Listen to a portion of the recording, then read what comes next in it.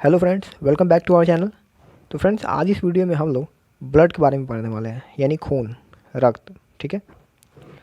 तो फ्रेंड्स, इस वीडियो को देखने के बाद आपके जितने भी जो भी क्वेश्चंस आ सकते हैं CHS में, ठीक है, या और भी जो भी आप एग्ज़ाम देने वाले हैं, तो वो डेफिनेटली सॉल्व हो जाएंगे। ठीक है। तो इस वीडियो को शुरू से लास्ट तक आप अच्छे से देखें। ठीक है। उसके बाद ब्लड से रिलेटेड आपके जो भी डाउट हैं वो सॉल्व हो जाएंगे। ठीक है। अगर उसके बाद आपके कोई अगर डाउट रह जाते हैं तो आप मुझे कमेंट के ज़रिए या जो मेरा व्हाट्सएप ग्रुप है उसमें आप डाउट पूछ सकते हैं। ठीक है।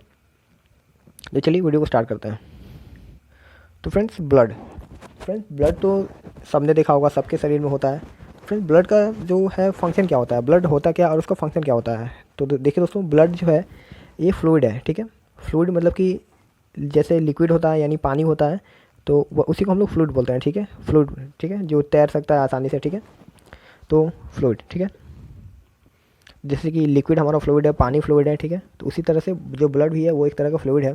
दैट ट्रांसपोर्ट, ठीक है, ट्रांसपोर्ट मतलब होता है किसी सामान को एक से दूसरी जगह ले जाना। ठीक है। तो फिर से पढ़ते हैं एक बार। Fluid that transport different substance.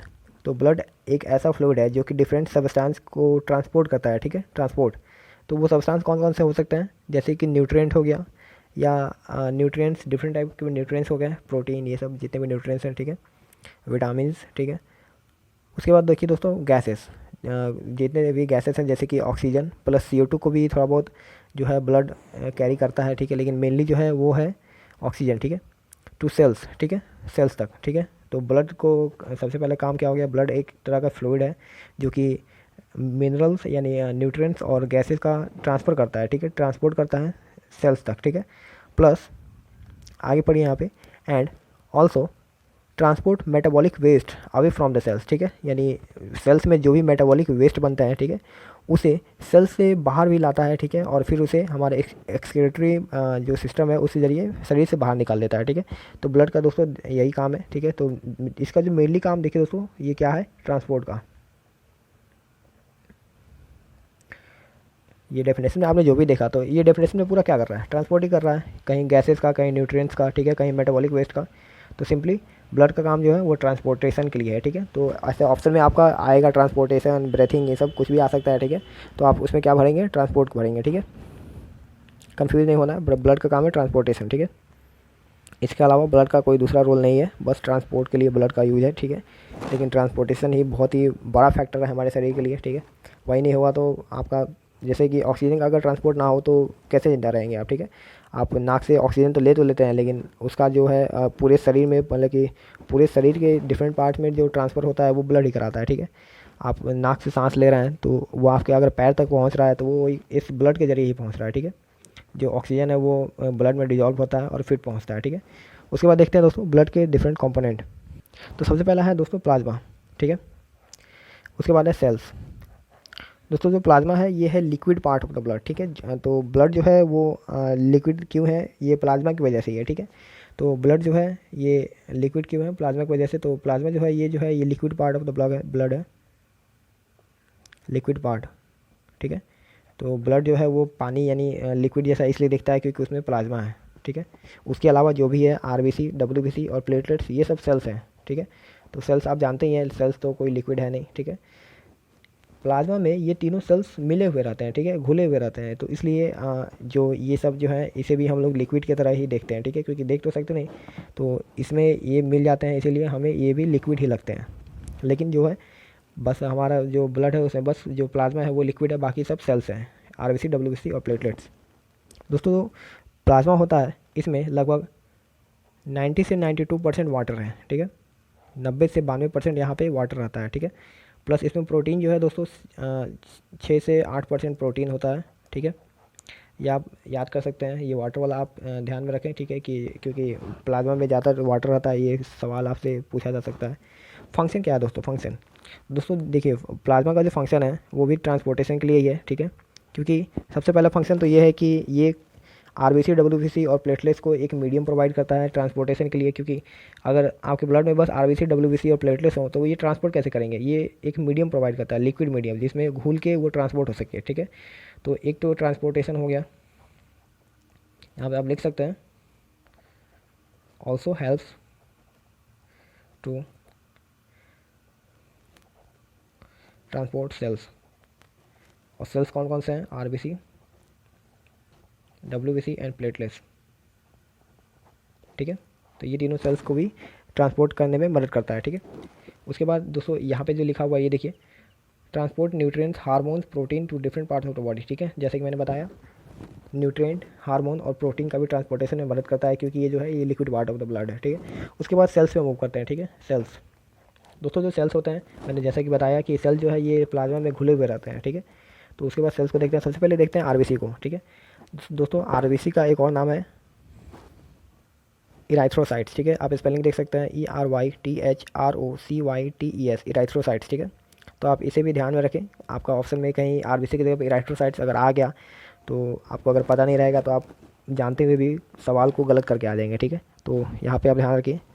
दोस्तों आरबीसी में जो है ये बहुत इंपॉर्टेंट क्वेश्चन है कि इसमें न्यूक्लियस नहीं होता, ठीक है। तो आरबीसी में जो है ये न्यूक्लियस एब्सेंट होता है, ठीक है।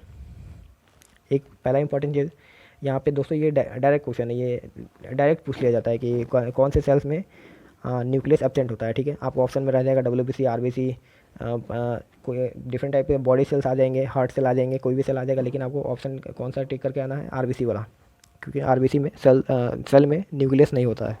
उसके बाद दोस्तों ये पॉइंट भी बहुत इंपॉर्टेंट है दोस्तों, जो आरबीसी होता है उसमें एक आयरन रिच प्रोटीन होता है, आयरन रिच, ठीक है, जिसको हम हीमोग्लोबिन बोलते हैं, ठीक है। हीमोग्लोबिन दोस्तों, जो हीमोग्लोबिन है यही रिस्पॉन्सिबल होता है ट्रांसपोर्ट ऑफ ऑक्सीजन के लिए, ट्रांसपोर्ट ऑफ ऑक्सीजन के लिए, ठीक है। तो ऑक्सीजन के लिए ये हीमोग्लोबिन ही जो रिस्पॉन्सिबल होता है।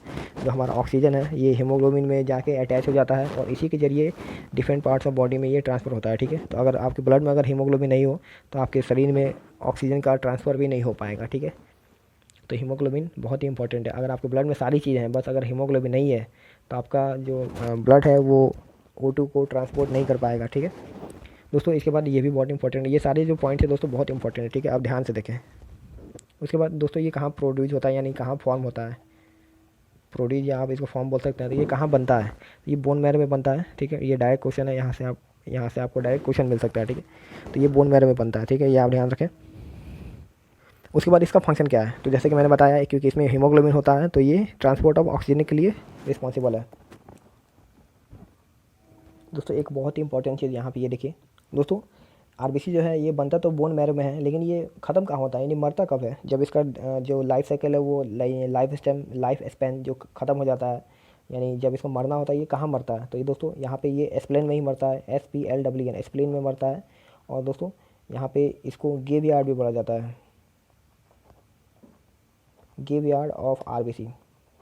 दोस्तों सिंपली क्वेश्चन आ सकता है कि which of the following is known as graveyard of RBC, ठीक है। तो आपका ऑप्शन जो होगा उसमें आपको एक्सप्लेन टिक करना होगा, ठीक है। सिंपली आप समझ गए दोस्तों। उसके बाद देखते हैं लाइफ स्पेन कितना है इसका। तो दोस्तों लाइफ स्पेन जो आरबीसी का होता है वो 120 दिन का होता है।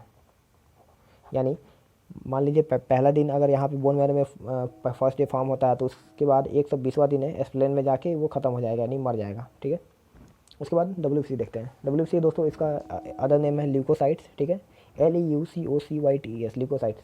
दोस्तों ये जो है कलरलेस फ्लूइड है, ये भी इंपॉर्टेंट चीज़ है, आप ध्यान रखें, क्योंकि इसमें हीमोग्लोबिन नहीं होता है दोस्तों। हीमोग्लोबिन यहाँ पे एक और इंपॉर्टेंट चीज़, हीमोग्लोबिन की वजह से ही जो हमारा ब्लड का कलर है वो रेड होता है, ठीक है। अगर आपका ब्लड में अगर हीमोग्लोबिन नहीं हो तो आपका खून लाल ही नहीं होगा। दोस्तों देखिए कितना इंपॉर्टेंट बात है, आपके ब्लड में अगर खून नहीं हो तो आपका ब्लड लाल ही नहीं दिखेगा, उजला कलर का दिखेगा, ठीक है।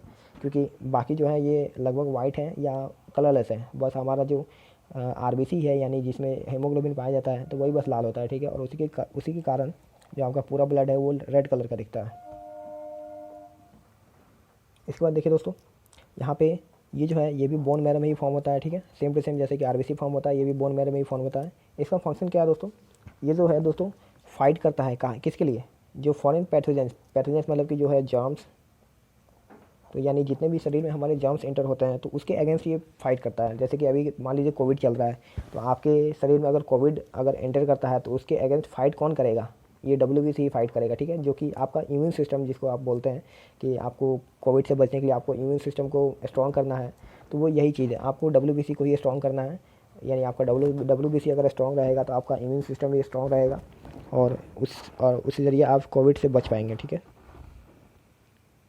दोस्तों। उसके बाद देखते हैं इसका लाइफ स्पेन कितना है। तो इसका जो लाइफ स्पेन है दोस्तों ये 13 से 20 दिन तक का, 20 दिन का है, ठीक है। तो लाइफ स्पेन आप याद रखिए, यहाँ से डायरेक्ट क्वेश्चन बनता है इसका आरबीसी का लाइफ स्पैन कितना होता है, ये 120 दिन है, और डब्ल्यूबीसी का लाइफ स्पैन कितना है, ये 13 से 20 दिन है। ठीक है दोस्तों, जो लास्ट है वो है प्लेटलेट्स। ठीक है, तो प्लेटलेट्स के बारे में देखते हैं। तो दोस्तों इसका जो शेप है ये टीनी डिस्क शेप्ड है, डिस्क शेप का है। ठीक है, यानी जो डिस्क जो होता है ये इस शेप का कुछ है। ठीक है, छोटा सा डिस्क शेप का है। ठीक है दोस्तों, ये इसका जो फंक्शन है ये इंपॉर्टेंट है। ठीक है, तो फंक्शन जो है ये इसका ब्लड क्लॉटिंग। ठीक है, ब्लड क्लॉटिंग क्या है दोस्तों, जैसे मान लीजिए कि आपके शरीर के किसी पार्ट में इंजरी हो गया। ठीक है, वहाँ से ब्लड जो है फ्लो करने लगेगा। ठीक है, तो अगर प्लेटलेट्स ना हो तो वो ब्लड वहाँ पे रुकेगा ही नहीं। ठीक है, जो प्लेटलेट्स होता है वहाँ पे जाके क्लॉट बना लेता है, यानी वहाँ पे जाके एक तरीके से जाके वहाँ पे जम जाता है। ठीक है, और जमने के कारण वहाँ से जो है फर्दर ब्लड का फ्लो नहीं हो पाता है। ठीक है, तो इसीलिए और उसी को कहते हैं ब्लड क्लॉटिंग। ठीक है,